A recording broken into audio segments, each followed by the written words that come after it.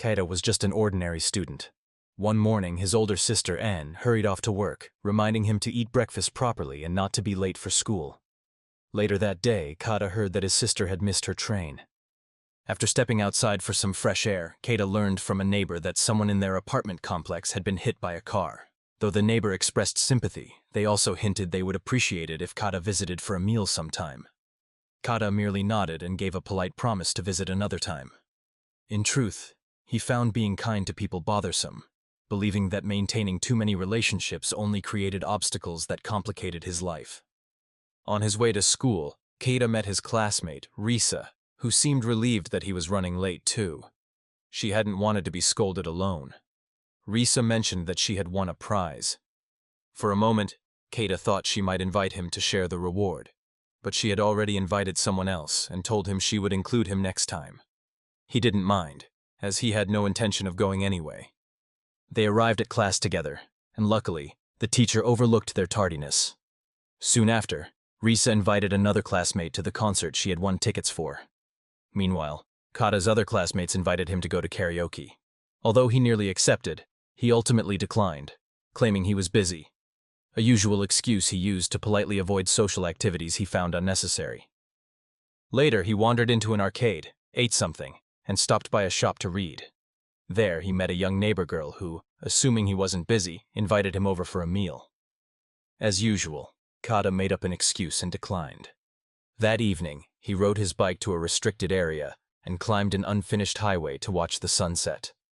On his way back, passing by the train station, he unexpectedly saw a woman who looked eerily similar to the one who had supposedly been in the accident that morning. At the same time, Risa, who was attending the concert, was told by a friend that someone in the crowd looked exactly like her. Risa began to wonder if the doppelganger legend might actually be true.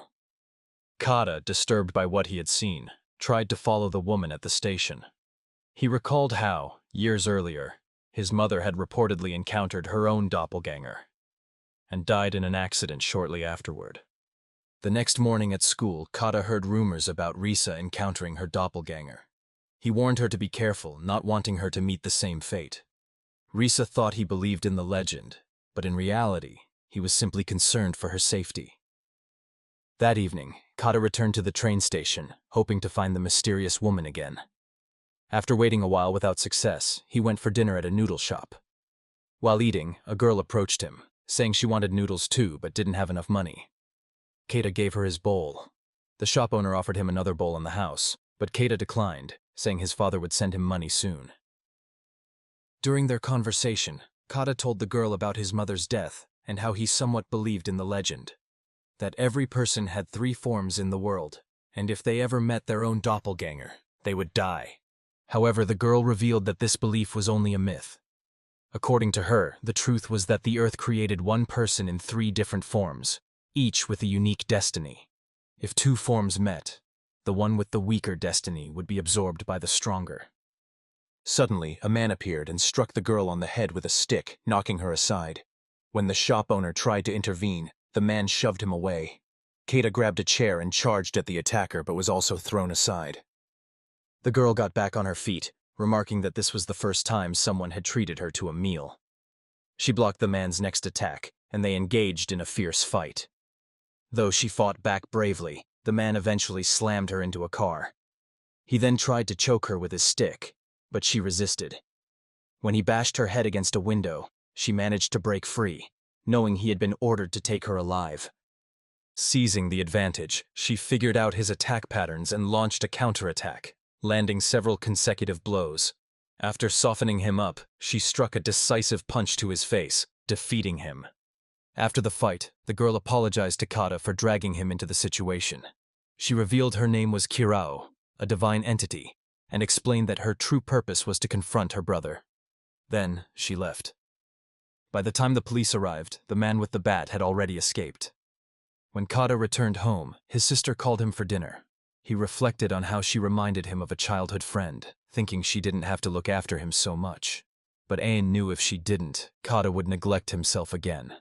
She also understood why Keita avoided people. He feared bringing misfortune upon others, just as he believed it happened with his mother. However, the next day, News broke that Risa's family had died in an accident. At school, her death was confirmed. Heartbroken, Kata fled the classroom and ran to the unfinished highway, where he screamed in grief. That afternoon, he met the young neighbor girl again. She told him she had just seen her own doppelganger. Moments later, she ran across the street and was hit by a truck. Kirao, observing the scene, felt pity for the girl, knowing she hadn't been the entity with the strongest destiny. Just as the neighbor darted into the road, Kirao vanished. Meanwhile, the man with the bat was being punished by his boss for allowing Kirao to escape. The boss repeatedly slashed him and ordered his subordinates to split up and capture Kirao. He promised to let Kirao meet her brother, but only after he absorbed all her power. Kata later attended the neighbor girl's funeral, returning home weighed down by sorrow. Ain could only hope that one day her brother would find a way to smile again. During this time, the group pursuing Kirao had started splitting up to search for her. At school, Kata remained distracted and disengaged during lessons. Concerned, the teacher asked if something was wrong, assuming he was still upset over Risa's tragic situation. The teacher encouraged him to open up if he needed someone to talk to. Kata asked a question about doppelgangers, but sensing the teacher's skepticism, he decided not to press the matter further. That evening, when Kata returned home, he saw the lights on and assumed his sister Anne was already there. However, to his surprise, he found Kirao inside. When he asked what she was doing there, she replied that she was hungry, and her dog had remembered Kata's scent and led her to the house. Ain had let her in, believing she knew Kata. Later, Ain returned home and explained that she had allowed Kirao to stay because she mentioned that Kata had previously treated her to noodles. Despite this, Kata coldly told Kirao to leave, not wanting to get involved in anything concerning her. Kirao accepted his request without protest and left. He also told An to go home, claiming that he had already eaten. Soon afterward, Kata realized Ain had forgotten something and decided to bring it to her. On the way, he saw Kirao sitting in a nearby playground. Feeling a bit guilty, he gave her some food. When he asked what she really was, Kirao explained that she had been entrusted with maintaining the balance of the world. According to her, every soul had an energy source within it, and each soul manifested in 3 different forms. Doppelgangers, each with a distinct energy level. When 2 of these forms encountered each other, the stronger one could absorb the other's energy. If a single soul collected the energy of all 3 forms, it would gain immense power. Kirao informed him that he, too, likely had doppelgangers somewhere in the world, although he hadn't met them yet. She insisted that this was a natural law of the world and not something he could deny. After they finished eating, Kirao decided to leave again to avoid causing any more trouble for Kata. However, at that moment, the group that had been hunting her found them and quickly surrounded the area. Kirao immediately recognized them as members of an ancient tribe. Their leader arrogantly declared that he had already defeated 4 balanced protectors like her and was seeking to attain greater power by absorbing more of them. He ordered his subordinates to attack, but Kirao swiftly dealt with them. However, the leader then unleashed an invisible slash that caught her off guard. He continued with multiple powerful attacks, revealing that he had gained these abilities by absorbing the powers of 4 previous world guardians. Just as he was about to extract her power, Kata distracted him by calling the police. Enraged, the man struck Kata and knocked the phone away before delivering a powerful blow straight to his heart. Believing Kata to be fatally wounded, the man withdrew. But as he turned to leave, Kirao suddenly rose and attacked him with a punch, then picked up Kata and fled. Realizing there was no other way to save him, she quickly created a magical circle. The leader soon caught up with them, only to discover that Kirao had formed a contract to preserve Kata's life. As she stepped forward to confront him again, she could now see through his techniques. She managed to get close and land a punch, but he noticed that the contract had drained her energy. He retaliated by using a wind whip to bind her, and slammed her violently to the ground. Despite this, Kirao managed to channel electricity from a fallen nearby power line, electrocuting the attacker. Somehow, Kata transferred his energy to Kirao, enabling her to deliver a powerful punch that sent the man crashing into an electric pole. Afterward, Kata collapsed, unconscious. His fate had changed drastically after that night. The next morning, Kata woke up in his room and noticed blood on his shirt. Realizing the events from the night before weren't a dream, he walked into the living room and found Kirao waiting. She explained that because their hearts were highly compatible, they had temporarily exchanged hearts. To prevent heart necrosis, he couldn't be too far from her while his body adjusted. She currently held his heart in her body to help heal it, and he needed to remain close to her for a while. Just then, Ain arrived home and was shocked to find Kirao there. When she demanded to know what was going on, Kirao calmly explained everything: the contract, the connection they now shared, and their mutual need to stay close to increase their power. To prove it, she showed Ain the scar on Kata's chest from the heart transfer. Ain was speechless, while Kirao playfully joked about saving Kata's life. Annoyed and overwhelmed, Kata snapped, blaming her for everything that had happened. He stormed back to his room, leaving Kirao looking visibly hurt. Meanwhile, the organization behind the earlier attack on Kirao was conducting cruel experiments. At the center of it all was a white-haired figure, Kirao's brother, the very person she had vowed to confront and stop. Later, Keita received a call from his teacher, who had heard rumors that one of his students had been involved in a fight. The teacher wanted to make sure Kata was okay and offered to take him out for a meal, thinking he might be alone. Kata reassured him that his sister was home and declined the offer. Back at home, Kirao had just finished bathing and came out to thank Ain for letting her use the bathroom. Ain helped her change into fresh clothes while Kata went to rest. During their conversation, Kirao expressed her desire to stay close to Kata so they could achieve better harmony. If they failed to synchronize properly, her powers would vanish entirely. That afternoon, Ain took both Kata and Kirao shopping to get Kirao some new clothes. Because of his current condition, Kata had no choice but to accompany them. They picked out several outfits, all of which looked great on Kirao, so they ended up buying them all. After the outing, the three returned home together, bringing a brief sense of peace amidst the chaos. The next morning, Kata returned to school. Before leaving, he asked Kirao to stay home and not wander around, assuring her he would be back by afternoon. However, while he was at school, two pursuers searching for Kirao discovered Kata's house and attempted to capture her. Though Kirao tried to fight back, they overpowered her, knowing she hadn't yet fully regained her strength. They ruthlessly beat her. At school, Keita suddenly felt a sharp pain and sensed something was wrong. Meanwhile, Kirao seized a brief moment of distraction, shoved her attackers aside, grabbed Kata's handkerchief, and escaped by jumping off the balcony and climbing down an electric pole. Back at school, Keita was about to leave when his teacher called him over. The teacher now seemed convinced by what Keita had previously said about doppelgangers. Meanwhile, Kirao had used the scent from Keita's handkerchief to track him down. She arrived at the school and pleaded with Keita to help her fight. At that moment, she realized with shock that the teacher was actually one of her pursuers. The teacher dropped his facade and revealed his true identity. He decided to keep both Kata and Kirao there until his allies arrived. He attacked Kirao, and although she elbowed him in an attempt to escape, they soon engaged in close combat. However, the teacher's strength far surpassed hers, and he ultimately overpowered her, sending her crashing out of the classroom with a powerful punch. As the teacher continued to assault Kirao, Kata grabbed a nearby fire extinguisher. When the teacher turned his attention toward him, Kata sprayed it in his face and rushed to help Kirao escape. Yet the teacher quickly blocked their way. Kirao urged Kata to unite with her through fighting spirit, then ran away, hoping to draw the teacher's attention away from him. But when she tried to counterattack, she was kicked aside. Keita begged the teacher to stop, but the man expressed his disappointment.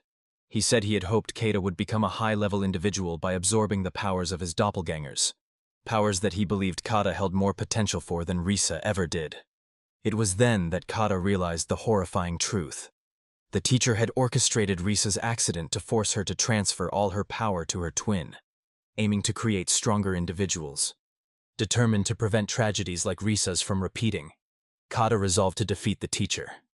At that moment, he and Kirao united in purpose. Kirao launched forward, landing an uppercut on the teacher's jaw that sent him flying out of the school building. Seizing the opportunity, Kata and Kirao escaped. Kata realized there was no turning back now. He began to wonder if fighting was the only way to survive in this world. Meanwhile, Ain was at work when Kata called to inform her of something urgent. However, she couldn't return home as she was still on duty. During her shift, a man approached her for assistance.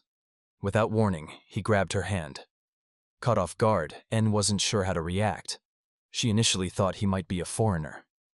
Before she could respond, a little girl appeared and pulled the man away. As the pair walked off, It became clear they weren't ordinary people. They had sensed a strong energy within An, one very similar to that of a guardian. They also noticed that the guardian's energy signature they had been tracking for days had recently weakened, likely due to a contract. When they saw An suddenly rush away, they decided to follow her. Elsewhere, Kada and Kirao stopped by a restaurant. When Kirao hesitated over what to order, Kada simply told her to choose anything. Soon after, they met up with Ain, and Kada explained everything that had happened. Ain asked why Kada hadn't gone to the police, but he expressed doubt that the authorities could handle their situation. Kirao added that she didn't trust the police, not because they were infiltrated by enemies, but because of a personal experience. She recounted how, once, she was chased by the police for taking bananas from a roadside stall. Though it was theft, she was arrested, jailed, and eventually escaped by punching through a wall. To her, the police were unreliable and corrupt. Trying to lighten the mood, Kirao asked Ain if she could order ice cream, feeling grateful that both of Kada's siblings seemed like good people. Ain believed that if Kada explained the situation properly, perhaps the police would help, but Kada remained unconvinced. Kirao then revealed a grim truth. All the strange events in the city were orchestrated by her brother. When she said she would stop him, she wasn't joking. She was certain her brother controlled the entire city. However, she believed that if she combined her power with Kada's, they could defeat everyone standing in their way. But Kada resented her making decisions on his behalf. He told her bluntly that he didn't want anything to do with her anymore. He accused her of dragging him into danger and ruining his life. Now he couldn't even return home. Realizing people were watching them, he sat down quietly to avoid drawing more attention. Meanwhile, the two mysterious individuals who had been following Anne figured out that she was the guardian they had sensed. They chose, for the time being, to leave Kirao alone without taking immediate action. Elsewhere, Kirao's brother, Hugh, brought back the teacher Kirao had fought. Hugh demanded information from him. In an attempt to save his life, the teacher confessed that the person he had encountered was Kirao. Hugh spared his life, not out of gratitude for the information, but because the teacher had defeated his own twin, making him useful for Hugh's experiments. The scene then shifted to a man named Defy, who worked for a large corporation. Secretly, he operated under the orders of Choman Yuki. His real task was to locate the doppelgangers of several high-profile individuals. Yuki had ordered him to find them quickly, a mission that was only beginning. Defy sat at his desk, researching Kada's group. It appeared he had some prior connection with them. That evening, after Kada and his friends paid for Kirao's food, Kada noticed something unsettling. A black car had been parked nearby all day. Realizing they were being followed, he quickly pulled Ain aside. The three of them ran toward the back alley, attempting to escape, but their path was blocked by a gang of motorcyclists, agents sent by Hugh with the mission to retrieve Kirao. As for Kada and Ain, the thugs had been given free rein to deal with them however they pleased. The motorcyclists charged forward on their bikes, forcing Kirao to fight back. However, one used a special ability to bind her and attempted to ram into her with his bike. Kada tried to activate the contract to transfer power to Kirao, but in doing so, he left Ain behind. At that critical moment, a man who had been shadowing the group rushed out to protect Ain. He ordered the motorcyclists to leave, warning that if they didn't, he would show them no mercy. Despite his warning, they remained arrogant, until he swiftly knocked them all off their bikes. Finally understanding they weren't dealing with ordinary people, the thugs backed off. Kirao immediately recognized the two strangers as a guardian and a contract partner. Ain, too, realized who they were, and was about to thank them when Kada stopped her. He suspected that these two had been following Ain, not for her sake but to get closer to him and Kirao. When the man approached Kada, Kada lashed out, punching him and stating firmly that he wouldn't allow them to drag his sister into their personal affairs. The two newcomers, feeling challenged, asked if Kada had the courage to fight them. Before things escalated further, Kirao joined the battle. She launched the first attack, but her opponent caught her hand mid-punch, forcing her back. Undeterred, she rushed in with a flurry of attacks, but he countered with a kick that pushed her away. Although Kirao managed to block the attack and retaliated with a hook punch, the man dodged and admitted she had some strength, though he still claimed he wouldn't use his unified state against her. He launched another kick. Kirao dodged but still took a glancing hit to the face. The man continued pressing the attack. putting Kirao under intense pressure. The girl with him then asked Kata if he wasn't planning to unify with Kirao. Seeing Kirao struggling on the ground, the girl questioned why a guardian like Kirao would choose someone like Kata as her partner. It was then that Kata finally realized Kirao had been protecting him all along. Inspired, he transferred his fighting spirit to Kirao, asking her if they could win if they unified. Kirao admitted she wasn't sure, but they decided to try. Once unified, Kirao's speed increased dramatically. She overwhelmed her opponent and landed a flaming punch that sent him flying. The girl then explained that this powerful technique was called Exceed. Unlike the low-quality abilities the motorcyclists had used earlier, Exceed was a true guardian ability, activated when a guardian received energy from their contract partner. Kirao attempted to end the fight by launching another Exceed attack, but the girl countered with her own special move, a shield that deflected Kirao's strike. It became clear their opponents had now entered their own unified state and were fighting seriously. Kata, drained of energy, couldn't assist further. Their opponents showed no intention of going easy on them. The male guardian created multiple clones of himself and launched a relentless assault. Both Kata and Kirao were knocked to the ground. However, after subduing them, the two explained they hadn't meant to harm them. The fight had been purely in self-defense after perceiving Kata's hostility. The group then returned to Kata's house to talk. The strangers revealed they were members of the European Guardian Alliance. They had come to Japan to investigate a recent imbalance in energy. Their search led them to Ain, after they detected that she carried an unusual energy signature, likely the result of prolonged contact with a guardian. When Kata asked when the abnormalities in Japan had started, they informed him their investigation pointed to events from 8 years ago. Their only lead was an old photograph. Meanwhile, Hugh called an associate, expressing his frustration with his incompetent subordinates and ordering them to handle matters for him. As Kata's group examined the photograph, they discovered it featured Kata's mother in her hometown. Whether the woman in the picture was really his mother or a doppelganger remained a mystery. The photo had been taken 6 months before his mother's death, adding to the growing list of unanswered questions. The Alliance members admitted they still hadn't uncovered the mastermind behind these strange incidents. As their meeting ended, they promised to continue investigating. When Kata asked what he should do if attacked again, they reassured him that, with Kirao by his side, he now had the strength to fight back. Before leaving, the Alliance members gave Ain their contact information, asking her to call if needed. Afterward, the two planned to gather more intelligence before making their next move. Meanwhile, Kirao resolved to visit Kata's mother's hometown to investigate further. She suspected her brother Hugh was targeting the guardian connected to the woman in the photograph. She also intended to look deeper into the mystery surrounding Kata's mother. When Kata asked if she even knew how to get there, since it would require crossing the sea, Kirao confidently said she would swim if necessary. Not wanting to burden An further, Kata decided he would accompany her. While Kirao prepared for the trip by taking a bath, Kata reflected on how all the scattered pieces of this puzzle were finally starting to connect, and how fast things were escalating. Elsewhere, a red-haired woman in Hugh's employ was introduced. Her motivation for working with him was to obtain medicine to keep her terminally ill husband alive. Hugh ordered her to retrieve Kirao, but instructed her to do it gently.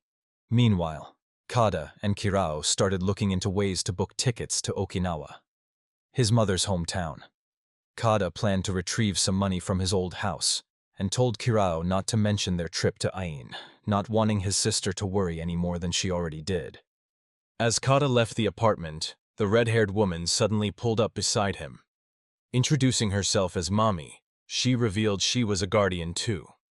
Her mission was to take Kirao away. But if Kata handed Kirao over, she promised to leave him alone.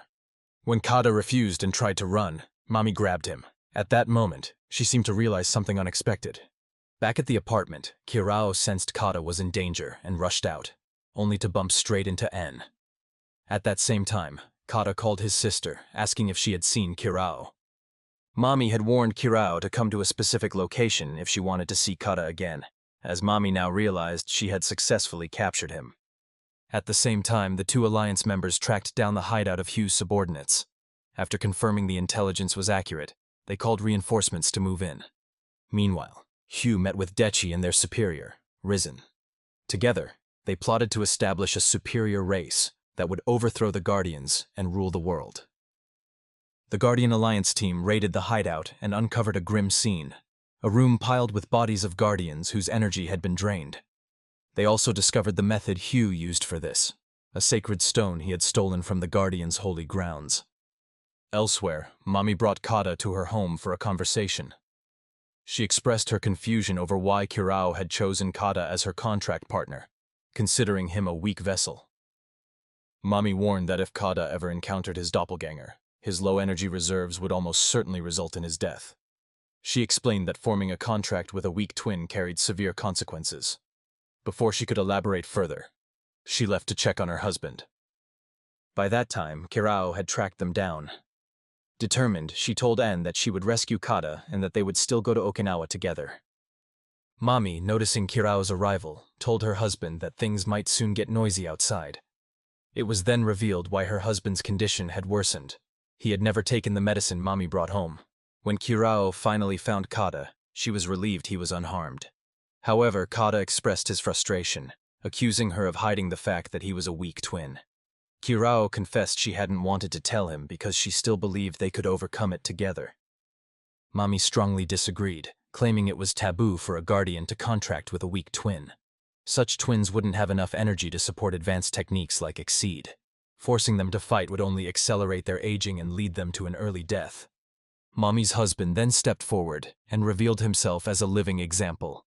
Though only 30, his body had deteriorated prematurely after contracting with Mommy, fully aware of the risks. Mommy lamented that Kata and Kirao didn't trust each other the way she and her husband had. She believed Kirao had only contracted with Kata to use him as a tool for her battles. Mommy even declared her intent to kill Kirao and set Kata free. However, Mommy's husband interrupted, stating that he had willingly entered the contract to support Mommy in battle and had hoped to die honorably fighting by her side. He pleaded with Kata, asking if he really wanted Kirao to die, and why, if not, he wasn't helping her fight. Seeing death firsthand had changed Kata. He finally resolved to trust Kirao and transferred his power to her. Mommy, moved by her husband's words, decided to unify with him one last time for battle. She rushed in, ramming into Kirao to push her back. Both sides knew they couldn't prolong the fight without risking their partners' lives. During the intense clash, Mommy managed to knock Kirao down and launched a flurry of attacks. However, her husband began reaching the limits of his life. Kirao seized the moment, waiting for an opening. When Mommy raised both arms, Kirao countered with an Exceed attack. Though the strike landed, Mommy remained standing and retaliated with a powerful punch that rendered Kirao unconscious. In that moment, Mommy's husband succumbed to his drained life force. Before passing, he asked Mommy not to harbor hatred toward Kata and Kirao, believing their confrontation had given them both a final chance to fight together. The next day, Kata's group returned home. Kirao felt overjoyed that An would accompany them to Okinawa, but Kata remained hesitant, fully aware that if he fought again, it could cost him his life. Meanwhile, when Hugh returned to his lair, he was furious to find it ransacked and the sacred stone missing. He ordered his men to hunt down the culprits and vowed to confront Kirao personally, determined that no one else would lay a hand on her. The following morning, as Kata's group was preparing to leave, they stumbled upon a young couple being chased by two of Hugh's subordinates. Curious, they followed to see what was happening. During the chase, the girl tripped. The boy, seeing this, chose to stop running and fight instead. Kirao assessed the situation and decided they didn't need to intervene. The boy seemed capable of handling it on his own. The boy swiftly neutralized both attackers, delivering a brutal combination of kicks and elbows. Afterward, the girl complained that he should have fought from the start. To Kirao's surprise, the boy called out her name. Yakumo recognized her as the princess of the tribe and rushed over to greet her. It turned out he had been searching for her all along. The girl with Yakumo was Rihanna, a human who had absorbed all of her alternate selves' energy. She revealed that she'd been kidnapped by the city's largest corporation, a company that posed as a convenience store chain but secretly conducted human enhancement experiments. Although the corporation promised her a lavish lifestyle, Rihanna fled because she couldn't endure the daily experiments. While escaping, Yakumo had accidentally saved her life, and afterward, she contracted with him. Yakumo's exceptional combat skills came from being Hugh's top disciple. Kata asked why the corporation was creating enhanced humans. Rihanna didn't know for sure but revealed that several enhanced subjects had recently been sent to Okinawa. Yakumo added that the corporation's chairman was none other than Risen. Curious, Kata asked who Risen was. Yakumo warned him to watch his words, explaining that Kirao was the daughter of the Shami clan's leader, the most powerful guardian family. Furthermore, Risen was actually Kirao's brother, not Hugh. At the airport, Kirao explained to Kata that she and her family came from the Holy Land, a place guarded by the Guardians to maintain balance in the world. On an ordinary day in the Holy Land, Shiro and her brother Risen had been taken by their mother to a sacred ceremony. During this ritual, their mother entered a prophetic dream meant to reveal the clan's future. However, she never spoke of the strange vision she had. Not long after, Yakumo informed Shiro of a horrific event. Risen had massacred most of their clan members. The revelation shocked Shiro. Her brother had killed their family, while she now sought revenge. She couldn't help but feel the situation mirrored countless tragic tales she'd heard before. When Shiro learned that Risen had taken their mother to the Holy Stone, she rushed after them. Along the way, she saw the corpses of fallen clan members. By the time she arrived, her brother had already murdered their mother. Risen declared his intent to change the world by disrupting its balance, then left Shiro to die alone. Now, Shiro was determined to find Risen and demand why he betrayed the clan he once loved so deeply. To her surprise, Hugh appeared before her and Kata. Shiro explained to Kata that Hugh had been banished from the clan after bringing humans into the Holy Land for twisted experiments. Hugh boasted that through those experiments, he had learned how to create artificial guardians by extracting energy from true guardians and transferring it into high-level humans. Hugh offered Shiro a deal. If she abandoned Kata, he would let her meet Risen. But when she refused, he shoved her aside and kicked Kata. Hugh questioned why she bothered protecting Kata, whom he saw as worthless. He even gave Kata a chance. If Kata dared to use unification, Hugh would recognize him as worthy of Shiro. But Kata hesitated, too afraid to unleash his power. Hugh mocked him for being a weak twin. At that moment, Kata resolved to stop being afraid. He finally activated unification, transferring his power to Shiro, who launched an Exceed attack. The strike only managed to push Hugh back slightly. Hugh counterattacked, but soon Yakumo and Rihanna arrived. They both used unification, and Yakumo charged at Hugh. Though Yakumo managed to push him back, Hugh announced he would return, next time, with his contractor for a real fight. Later, Hugh met with his subordinate, who reported they had located the escaped test subject. Since Hugh had already found Rihanna, he deemed the subordinate useless and eliminated him. Meanwhile, Kata began to understand and empathize with Shiro. He decided to stand by her side, wanting to repay her for saving his life. They later boarded a plane to Okinawa, Kata's maternal hometown. Ain, being his childhood friend, tried to be more affectionate, though Kata worried about how Shiro might perceive it. However, Shiro was too focused on food to care. Upon arriving in Okinawa, Shiro sensed something strange. The energy levels felt unusually high. Putting that aside, they rented a car and drove to Kata's grandfather's house. Along the way, Shiro gazed at the sea, but Kata remarked that he'd grown bored of it after seeing it so often as a child. When they reached a small village, they visited Kata's grandfather. Unable to find him inside, Kata checked the backyard, where his grandfather, despite his age, was still diligently practicing martial arts. He proudly declared he was over 70 and feared no one. Inside, Kata showed his grandfather a photograph, asking if his mother had visited when it was taken. The old man wasn't sure. When Shiro mentioned twins, the grandfather grew curious, but Kata quickly interrupted, signaling he wasn't ready to explain everything. Understanding his hesitation, the grandfather decided to give him time. That evening, the grandfather prepared a lavish dinner for his grandson, and even invited Ain for drinks. Though Ain was hesitant, she eventually indulged, and kept drinking until she unknowingly got drunk. Later, Kata invited Shiro outside to stargaze. She noticed how much more relaxed Kata had become. The next day, the group headed to the beach for some fun. On their way back, they unexpectedly encountered two of the island's guards. Mistaking them for intruders after the Holy Stone, the guards attacked without listening to explanations. Shiro defended herself, but the guards' speed overwhelmed her. When Kata tried to unify with Zero, one of the guards tied him up with ropes and hung him on a power pole. Remembering advice from the Alliance girl, Kata realized he could still aid his partner without direct combat. The ring she had given him suddenly glowed with power, allowing him to break free. He then unified with Zero. Empowered, Zero outpaced the guards and defeated them. She demonstrated her strength and asked if they still wished to fight. The guards surrendered, crying because they had failed in their duty to protect the Holy Stone. Meanwhile, Defy briefed the high-ranking officials from the corporation about their mission, to destroy the Holy Stone.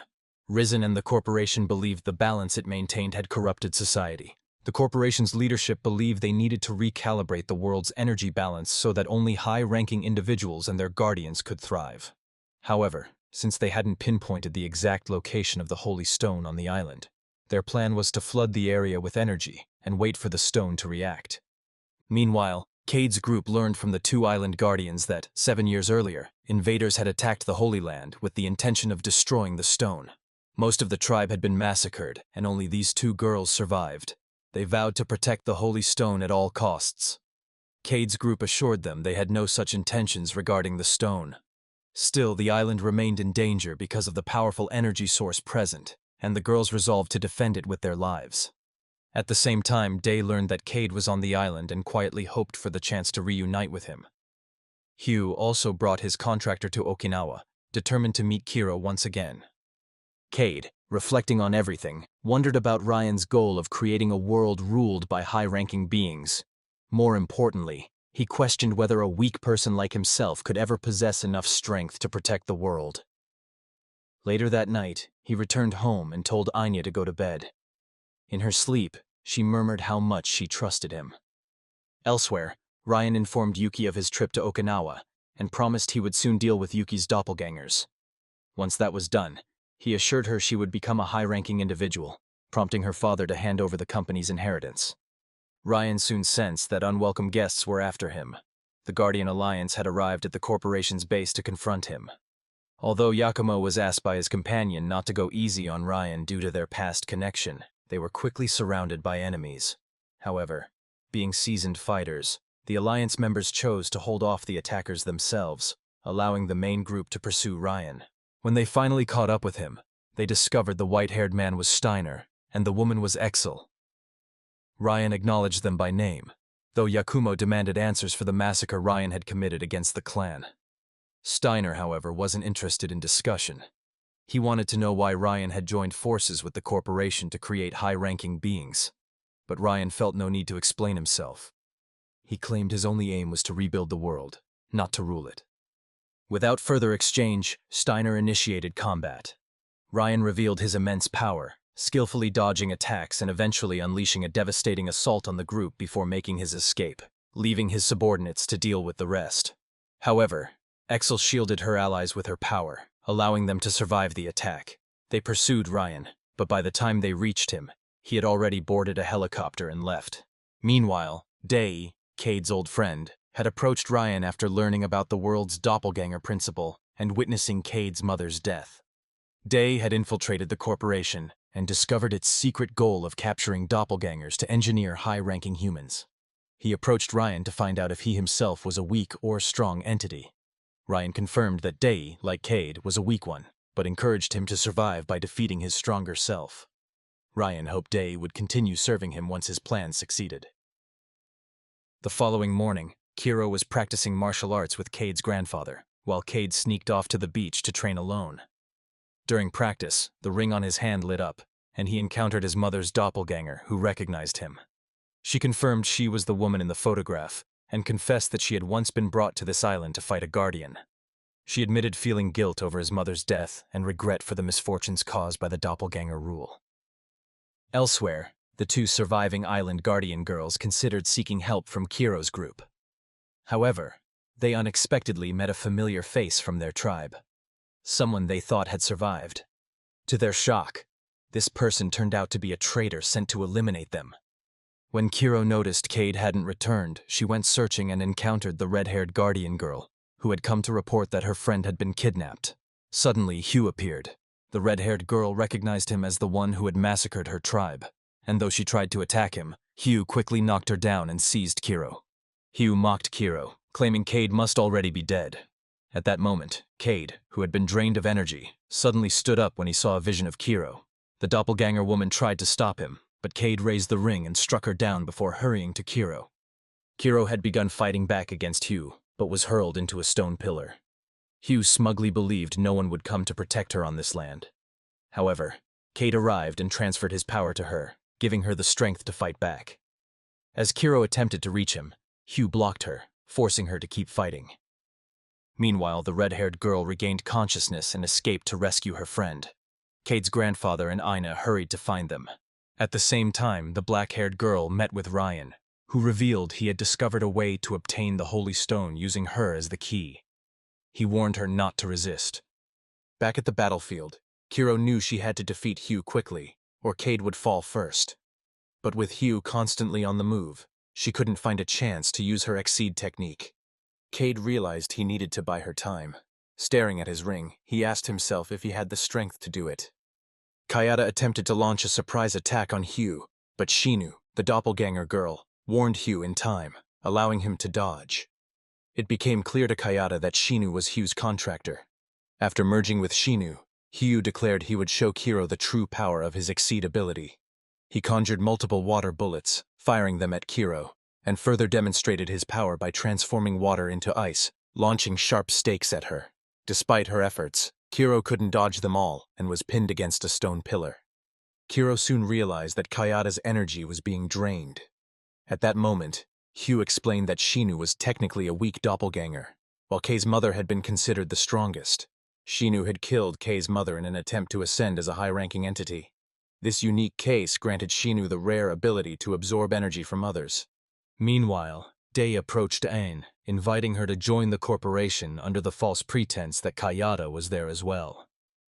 Back in the battle, Hugh elaborated that special doppelganger cases like Shinu used absorbed energy to sustain their merged form, allowing them to merge indefinitely without harming their partner. He also revealed his Exceed power, the ability to control all types of liquids, including blood.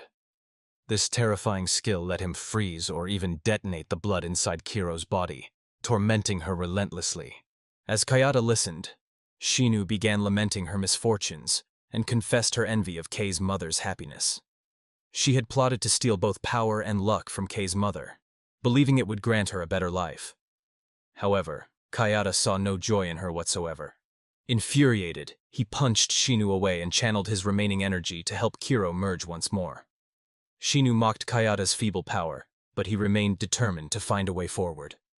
With Kayada's support, Kiro unleashed an Exceed attack, striking Hugh with such force that it sent him flying, a result that even surprised Hugh. Kayada had poured everything into enabling that single powerful blow. Meanwhile, Shinu, on the brink of death, complained again about life's unfairness, expressing her fear of dying. Kayada reflected bitterly on how this twisted world forced weak doppelgangers like Shinu into desperate actions. As Kayada carried Shinu out of the cave, they encountered Day. Kayada recognized him instantly, but before he could react, he coughed up blood and collapsed. He later awoke in Day's house, learning that Day had faked his death, changed his identity, and infiltrated the corporation.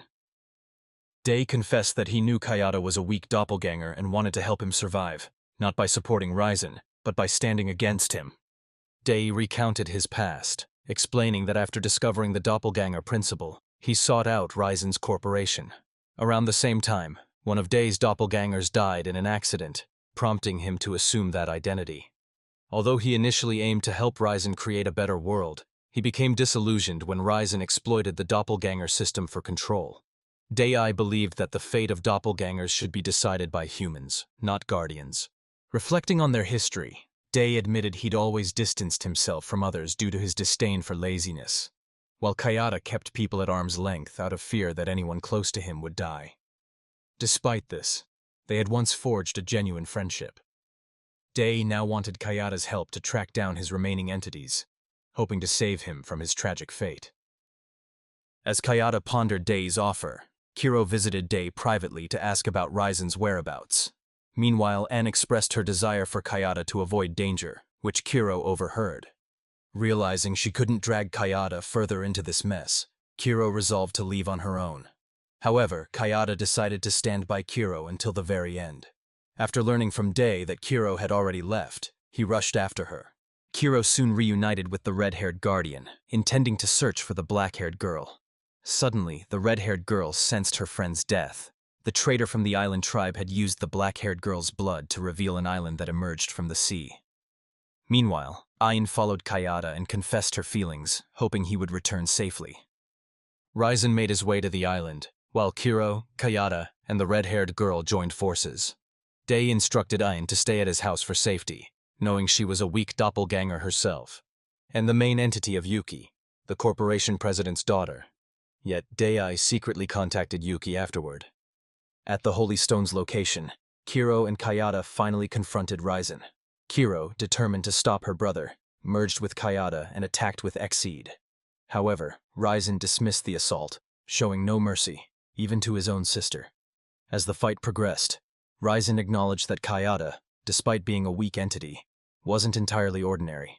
But Ryzen quickly exploited Kiro's weaknesses and was about to retaliate when Kayada used his ring's power to assist her. Ryzen coldly stated that Kayada was still too inexperienced, then struck Kiro down. Though Kayada's body was at its limit, he was prepared to sacrifice himself for Kiro. Ryzen, both acknowledging and mocking their bond, declared he would honor them by ensuring they died together. At that critical moment, Yakumo arrived to shield Kiro and Kayada. Shortly after, Steiner and Exel appeared. Exel urged Kiro to leave, trusting Steiner and the others to handle Ryzen. Yakumo and Rihanna carried Kayada to safety. On the battlefield, Steiner merged with Exel and launched a fierce assault on Ryzen. Although Ryzen was unmatched in speed, Steiner's strength nearly overwhelmed him. Steiner used a decoy maneuver to flank Ryzen, striking him down. But as Steiner prepared to finish the fight, Ryzen blocked the blow with a single hand and returned to the fray. Meanwhile, as Kiro's group tried to escape the island, they were ambushed by Ryzen's subordinates. Yakumo and Rihanna merged to fight them off. Back on the battlefield, Steiner used Exceed to clone himself into 5 fighters, relentlessly attacking Ryzen. Unable to defend against all 5 at once, Ryzen took heavy damage. Steiner pointed out that their difference lay in having a partner to draw strength from, something Ryzen lacked. Yet Ryzen wasn't defeated. He unleashed the same devastating technique he'd used at the corporation. Exel quickly formed a shield to block the initial strike, but Ryzen repeatedly fired the powerful attack, prompting Exel to question just how he possessed such overwhelming energy. Ryan shattered Exel's shield, but right after, Steiner charged in, and the two were blown apart by the force of their clash.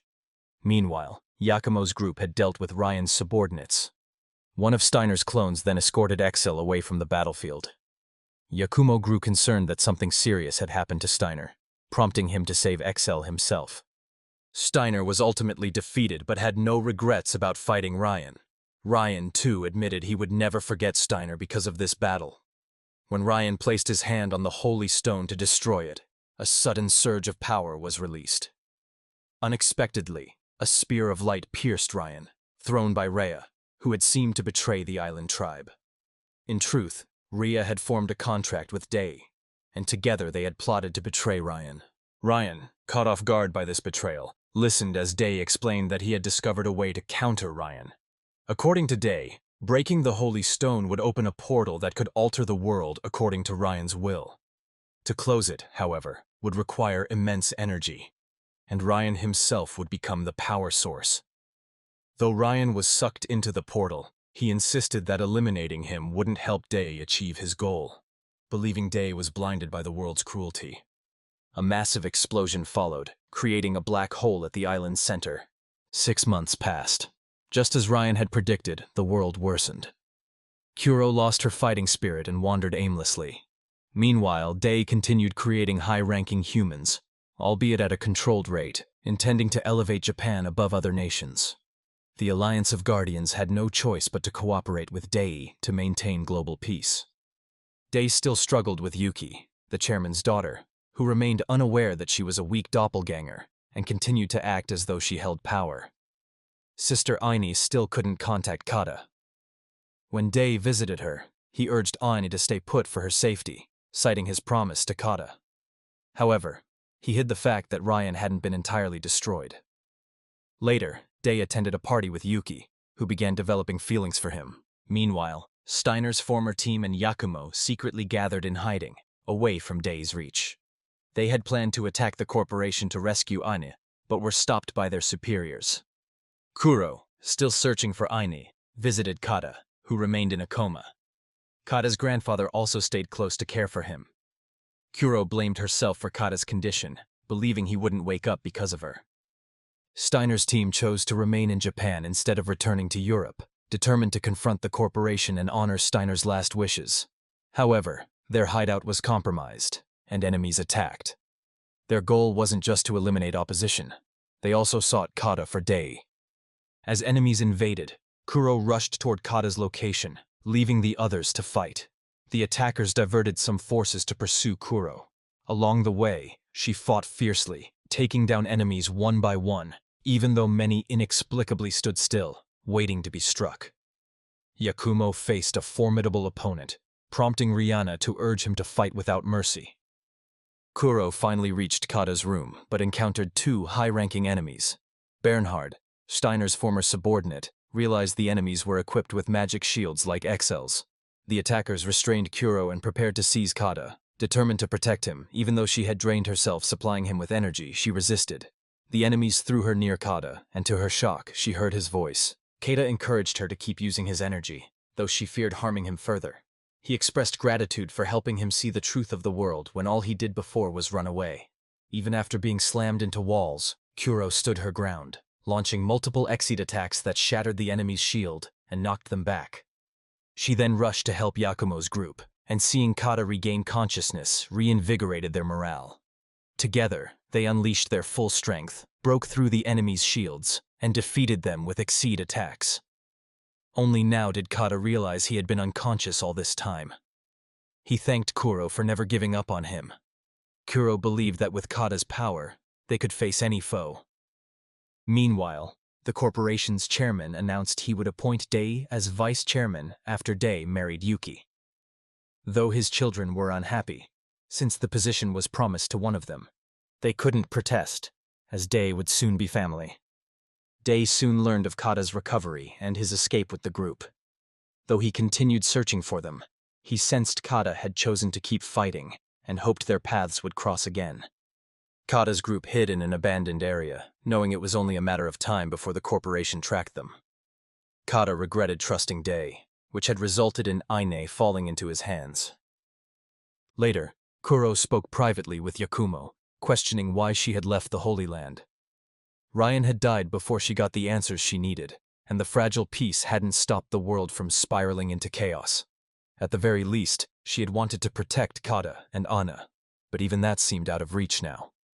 Meanwhile, Aine wondered how much longer she'd remain confined. Yuki, lamenting Ryan's absence, received a call from her sister. Her sister warned her that Day had been using her all along, and Yuki was merely a weak vessel. However, the sister had found Yuki's main body, and the siblings planned to protect Yuki and prevent the corporation from falling into Day's hands. That night, Yuki arranged to meet her sister, but Day intercepted the meeting. He had anticipated their plan and made his move before them. Day scolded Yuki for her arrogance, thinking she could manipulate others, when all along she was the one being manipulated. Day confronted Yuki directly, asking whether she would accept her predetermined fate or take control of her destiny. Meanwhile, Kata was determined to confront Day for answers, though those around him doubted he could accomplish anything.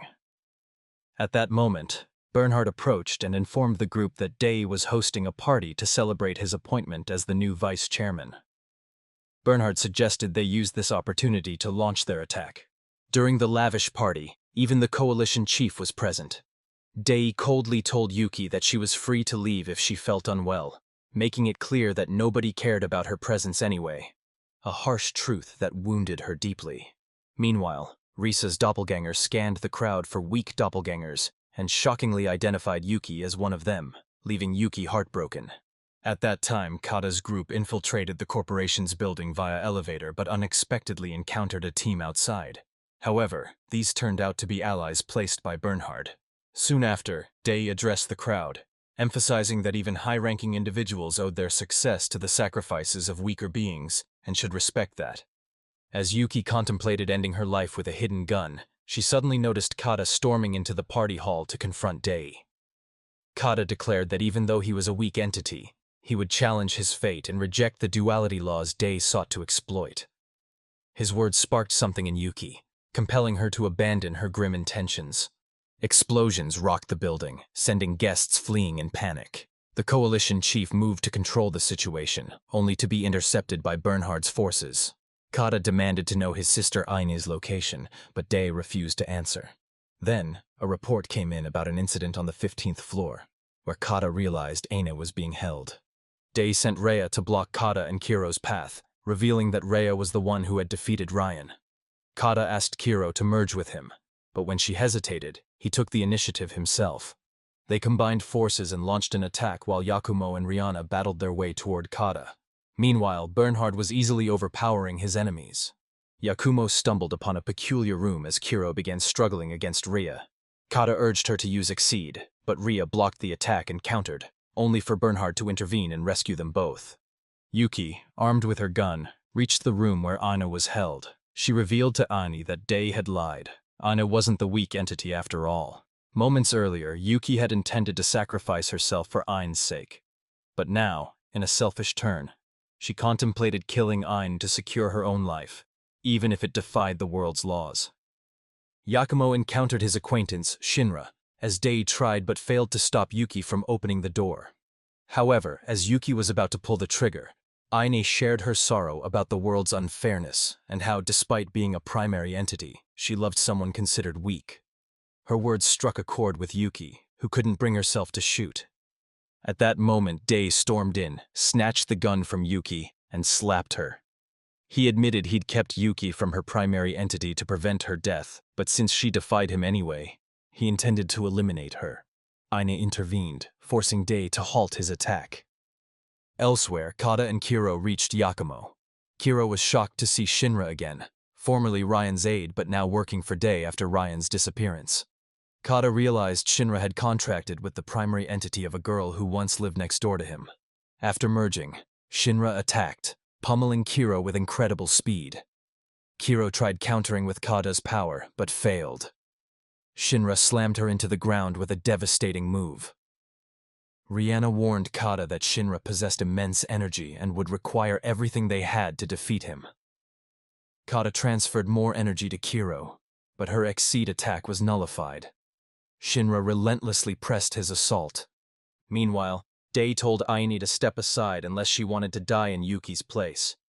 Yakumo realized Kiro was hesitating, mentally willing to use Kata's power, but emotionally unable to synchronize with him.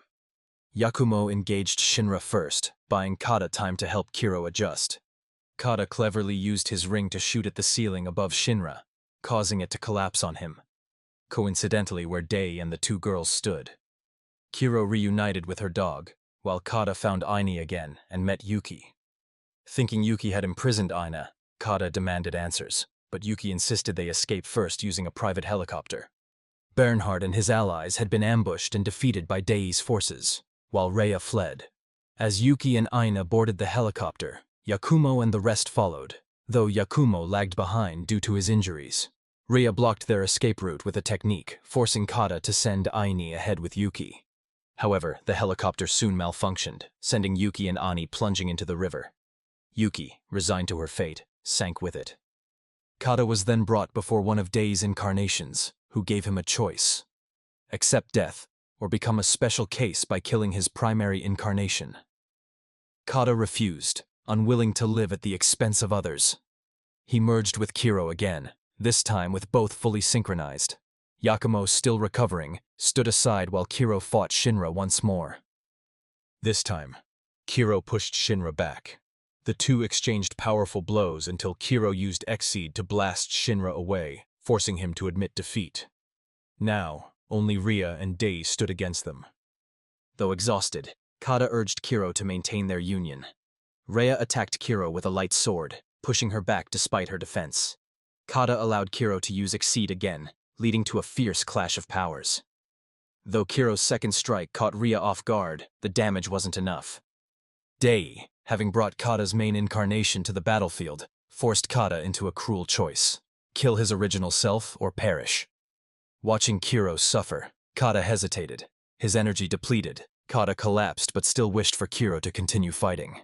Then, mysterious marks appeared on both their hands, restoring Kata's strength. The heart exchange between them seemed to have fully synchronized, enabling Kiro to channel energy back to Kata. With renewed power, Kiro defeated Dei's soldiers. Kata's true form escaped, while Rhea was forced to keep fighting. Kiro launched a devastating Exceed attack, overpowering Rhea and knocking him out. Kata felt victorious, believing Dei's ideals had been shattered. At the same time, Bernhard defeated his opponents and regrouped with Kiro's team, learning of Rhea's defeat. Kata and the group believed everything was finally over, but soon they received devastating news. Yuki's helicopter had crashed into the river. Yuki was confirmed dead, while Sister Ain was missing. At the same time, civilians in the city began collapsing on the streets, struggling to breathe. However, Kata, Kiro, and their companions remained unaffected. Kiro quickly noticed that the Holy Land, the place where she once lived, had mysteriously appeared in the middle of the city. The group suspected this anomaly was connected to Ryan's unexpected return.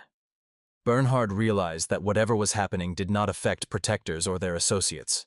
However, an immense flow of energy was surging toward the Holy Land. Bernhard and his team decided to prepare and investigate.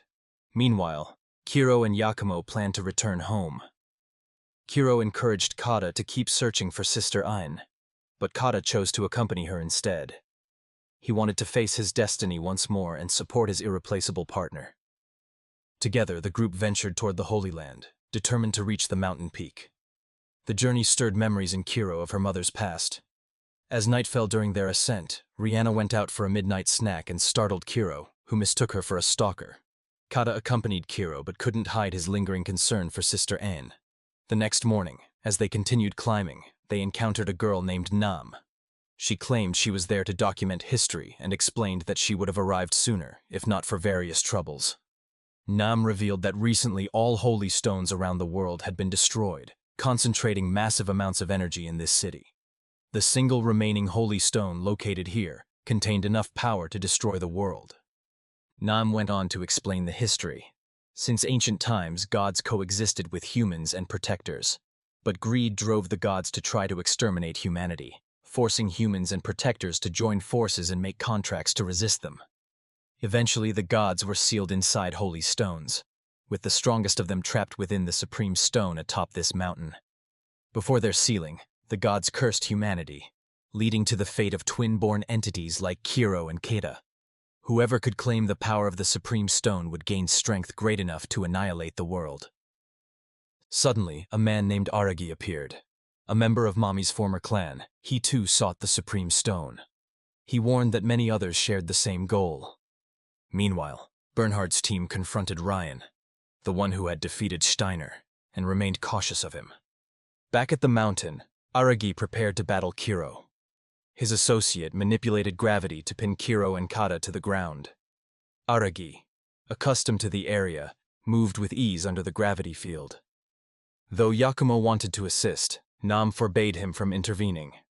As Kiro struggled to rise, Aragi attacked. Though she dodged, his downward punches packed devastating force in the gravity zone. Kata tried to shoot Aragi but failed to land a hit. Instead, he aimed at Kiro, propelling her into the air so she could strike downward. The maneuver worked. Aragi was knocked back, impressed by the strength of their combined strikes. Aragi then unleashed his Exceed, transforming his arm into a demonic form to attack. Kiro narrowly dodged his powerful blow. Reacting quickly, Kata targeted Aragi's partner, disrupting the gravity field. Freed from the oppressive force, Kiro launched a full-power Exceed strike, finally defeating Aragi. Though defeated, Aragi suspected Kiro would join Ryan in seizing the Supreme Stone's power. Kiro was taken aback. She had indeed sensed Ryan's presence since arriving. Ryan had already overpowered Bernhard's entire team. Bernhard launched a desperate attack, lifting Ryan and delivering rapid strikes, but he lacked sufficient strength. Ryan countered with relentless palm attacks, overwhelming him. Kiro and Yakumo realized Ryan was heading straight for the Supreme Stone. They wondered if it was even possible to defeat him. Meanwhile, Mommy reunited with Exel. Together they renewed their contract and resolved to eliminate Ryan. They arrived at the Holy Land, prepared for their final mission. As they ascended, Kiro walked ahead, lost in thought.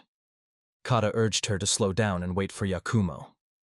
Nam remarked that Yakumo was holding Kiro back, but Rihanna shot back that Nam had done nothing useful so far. Suddenly, they heard a voice.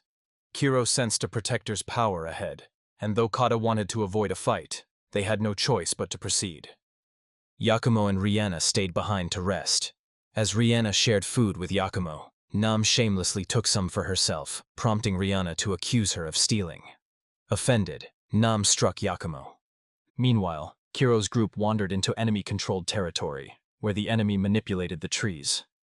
Kiro's dog, upset at being called useless by Nam, ran off on its own.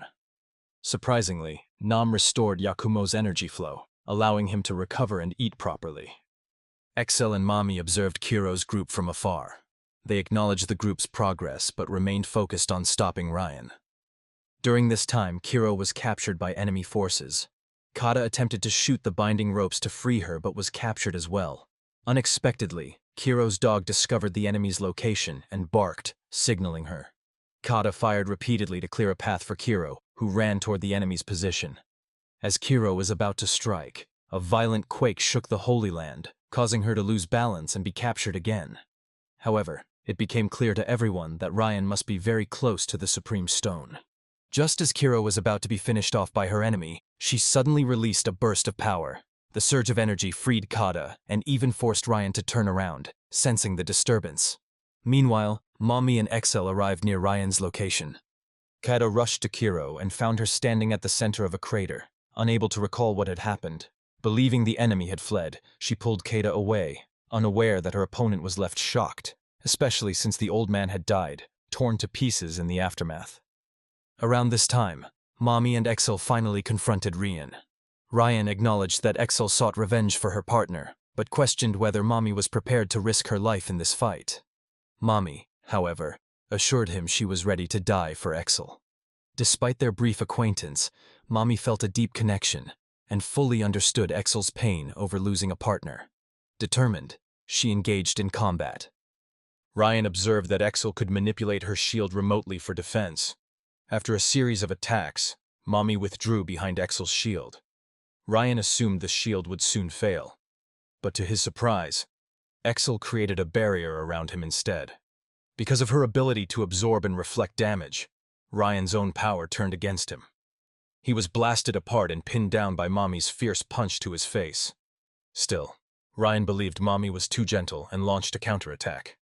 Meanwhile, Nam stumbled upon Kiro's puppy and wondered if her suspicions were correct. As the battle raged, Mami was ultimately defeated. Kiro and Kata arrived in time to hear Excel warn them that Ryan had acquired a contractor. Soon after, Kata was reunited with his sister, Ain. Overjoyed to see her safe, his relief quickly turned to shock when he learned she had contracted with Ryan. Kata questioned Ain about her reasons, but she remained silent. Kiro then asked Ryan if he had truly slaughtered an entire tribe just for the Supreme Stone's power. Ryan admitted he had. Determined to stop him, Kiro launched an attack, but Ryan dodged and landed a hook punch, following it with another strike intended to finish her. Yet Kiro stood back up. Ryan realized Kiro and Kata had merged their life forces to grow stronger. Kata was now resolved to defeat Ryan and destroy the Supreme Stone, hoping to break the god's curse on humanity. Ryan sensed their growing strength. When Kiro attacked again, Ryan threw her aside, but she kept absorbing more power and pressed on, landing a close-range exceed attack that hurled Ryan far away. As Ryan retaliated with a long-range assault, Kiro dodged while Kata fired at Ryan from a distance, forcing him to block and giving Kiro the chance to strike with a precise full-power exceed attack that sent Ryan flying. Though Ryan was badly injured, Kiro believed she could now finish him. However, when she launched another powerful attack, Ryan managed to block it, having drawn strength from Ain. Kata couldn't understand why Ain was aiding him. Ryan then went on the offensive, pursuing Kiro. Both combatants unleashed their techniques simultaneously, but Ryan emerged victorious, knocking Kiro away. Yakumo realized Kiro was battling Ryan, who now had a contractor. He blamed himself for being too weak to protect her. Rihanna urged him not to dwell on it. Despite her injuries, Kiro stood once again, but Ryan targeted her with long-range attacks. She evaded most, and Kata stepped in to deflect the final blow. Finally, Anne spoke, advising them both to withdraw. She clarified that she wasn't under Ryan's control. This was her own will.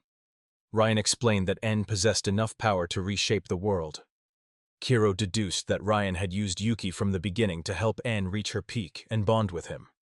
Believing that defeating Ryan might bring Anne back, Kiro attacked with everything she had. Kata, sensing something unsettling in Kiro's energy, grew anxious. As Kiro rushed in with an exceed attack, Ryan dodged, but noticed her suspiciously growing power. Realizing something, he poured all his energy into a single technique. When Kiro charged again, Ryan calmly blocked her attack and flung her away. Ryan unleashed multiple exceed attacks, slamming Kiro down from above. Kata began to collapse, understanding that their lives were linked. If one died, so would the other. Meanwhile, Yakumo ran toward the battleground as Kiro's dog escaped from Nam's grasp to reunite with its owner. Ryan and Ain passed by Exel and Mommy's location, making them realize Kiro and Kata had failed. Ryan encountered Nam, who inquired about his plans for the stone. Ryan dismissed her question, telling her to focus on her role as the recorder. He then approached the Supreme Stone, channeling unified power to touch it. Destroying the stone, Ryan unleashed the Dark God upon the world.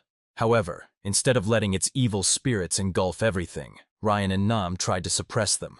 Meanwhile, Yakumo and Rihanna found Exel, who urged them to check on Kiro and Kata. They discovered them unconscious, as dark spirits began emerging. Yakumo unified his power to fight them off. Nam joined, and informed them that the spirits were targeting Kiro, urging them to protect her. Nam took Kata and Kiro into a cave and used magic to restore Kata's consciousness. However, her efforts had no effect on Kiro. Nam then revealed Ryan's true intentions.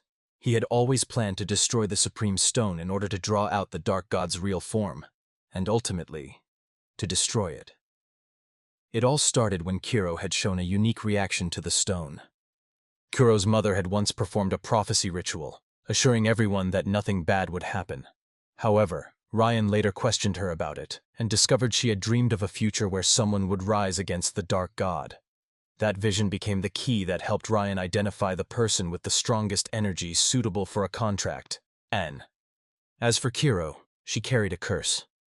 The elders had strictly forbidden her involvement, fearing it would risk unleashing the Dark God upon the world once more. But Ryan's mother grew weary of obeying the elders' rigid beliefs and entrusted Ryan to handle things himself. When Ryan tried to challenge the elders, they argued that even if the Queen's prophecy foretold someone opposing the Dark God, it did not guarantee victory. Ryan's anger intensified when they ruthlessly executed those who attempted to free the princess. Left with no choice, Ryan destroyed his entire tribe. Yakumo had witnessed fragments of these events, but misunderstood them for a long time, fueling Kiro's misconceptions as well.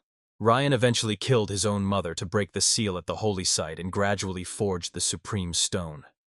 He had orchestrated countless events to eliminate all the holy stones and release the Dark God before its full awakening. Now, En was gambling on whether Kiro would ultimately bring disaster or salvation to the world.